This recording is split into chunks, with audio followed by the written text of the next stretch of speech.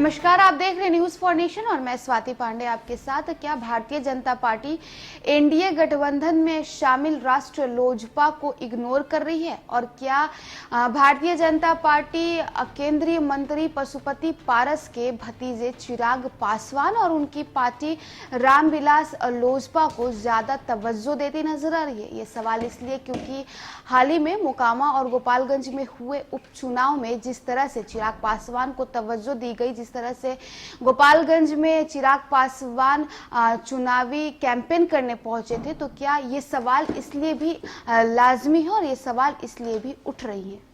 दरअसल इन सवालों के उपज के पीछे की बड़ी वजह यह है कि गोपालगंज और मोकामा चुनाव में दोनों ही सीटों पर भाजपा के उम्मीदवार मैदान में थे। उम्मीदवारों के पक्ष में चुनाव प्रचार करने के लिए भाजपा ने जमुई सांसद व लोजपा रामविलास के राष्ट्रीय अध्यक्ष को बुलाया था। तब चिराग ने मोकामा में रोड शो तो गोपालगंज में जनसभा की थी, लेकिन इनके आगे चाचा व केंद्र मंत्री पशुपति कुमार पारस या उनकी पार्टी के किसी भी दूसरे बड़े नेता को प्रचार करने के लिए नहीं पूछा था। अब सवाल उठ रहा है कि क्या यही हाल कुर्नी उपचुनाव में भी देखने को मिलेगा? राजनीतिक गलियारों के जरिए सामने आए सवालों का जवाब हमने तलाशने की कोशिश की और उस क्रम में कुछ चौंकाने वाली बात सामने आई है। नाम न छिपाने की शर्त पर एनडीए के एक नेता ने कहा कि गठबंधन में चिराग पासवान की डिमांड बढ़ गई है। मोकामा व गोपालगंज के उपचुनाव के दौरान भाजपा उम्मीदवारों की तरफ से चिराग पासवान की बड़ी डिमांड थी।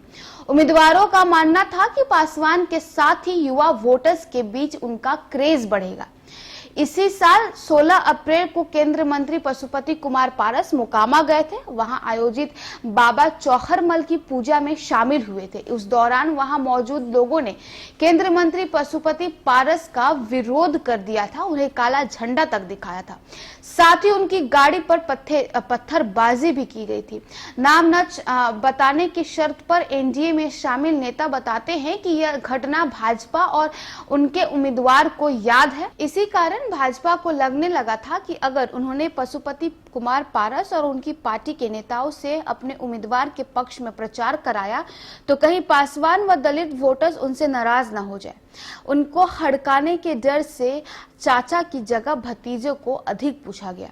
चाचा से अधिक भतीजे को भाजपा द्वारा तवज्जो दिए जाने के मामले में राष्ट्रीय लोजपा के राष्ट्र प्रवक्ता श्रवण अग्रवाल से बात की गई तो उन्होंने सीधे तौर पर इस बात से इनकार किया। कहा कि पशुपति कुमार पारस केंद्र मंत्री हैं, वो कुर्नी उपचुनाव के प्रचार करने जा रहे हैं और 26 और 27 नवंबर को उपचुनाव में भाजपा उम्मीदवार के पक्ष में प्रचार करेंगे। प्रोग्राम तय हो गया है।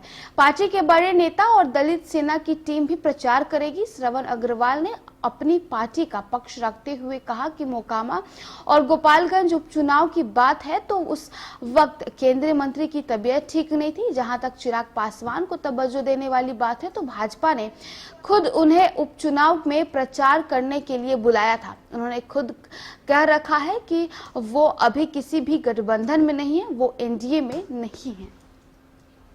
तो देखिए, जिस प्रकार से भारतीय जनता पार्टी की ओर से चिराग पासवान को तवज्जो दी जा रही है, उनके पार्टी रामविलास लोजपा को तवज्जो दी जा रही है, तो ऐसे में सवाल उठना लाजमी है कि क्या भारतीय जनता पार्टी एनडीए में गठबंधन राष्ट्रीय लोजपा और केंद्र मंत्री पशुपति पारस को इग्नोर करते दिख रही है? क्या केंद्र मंत्री पशुपति पारस फिर से कुर्नी में उपचुनाव के प्रचार के लिए नहीं जाएंगे क्योंकि वो गोपालगंज और मोकामा में नहीं गए थे, उनके बजाय उनके भतीजे चिराग पासवान गए थे?